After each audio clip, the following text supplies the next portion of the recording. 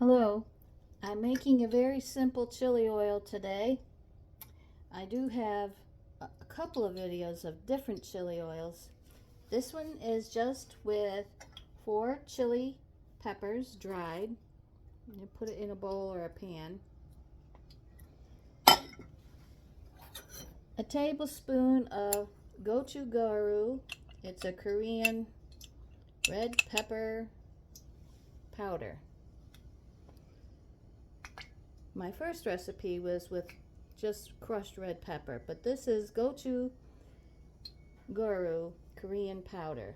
You can get it at the Asian markets. A tablespoon goes into that with the 4 red chilies. A teaspoon of Szechuan peppercorns goes right into the pan or the bowl. Now this oil has been on medium.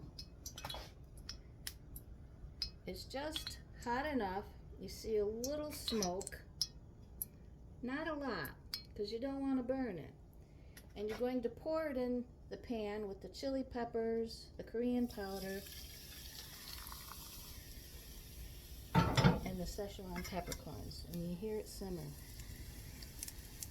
This is the easiest oil. If you don't have the Szechuan peppercorns, that's okay. Just use the chili peppers alone. And this is 1/2 cup of oil. I used avocado oil. So you can just use the red chili peppers dried and 1/2 cup of oil and heat it up until it starts to smoke, but not a big smoke or you'll burn it. And then you just let it sit there for hours. Give it a half a day, and then you're going to pour it into a jar.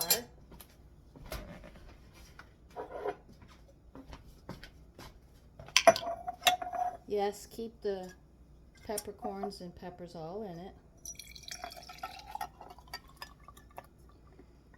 So for the average household that doesn't use chili oil much, 1/2 cup is fine. You can keep it in the fridge if you don't use chili oil every day. I do. You can put it over anything: rice, chicken, fish, pork, beef, any recipes that needs a little heat. And today is a cold day and we need heat. So I have 3 chili oil recipes out there. Don't forget to experiment with the Korean pepper powder. That is in place of the chili pepper flakes that I used to use. There's chilies that are dried. There's guajillo chilies, which gives it a smoky flavor. I use avocado oil because it's tasteless. If you use olive oil, it's going to be a stronger oil and an olive taste. If that's what you want, that's fine. Don't use coconut oil. Just don't do it. You can use grapeseed oil, avocado oil, regular vegetable oil. Now I use chili oil in my chili. It kicks it up. So thank you for watching.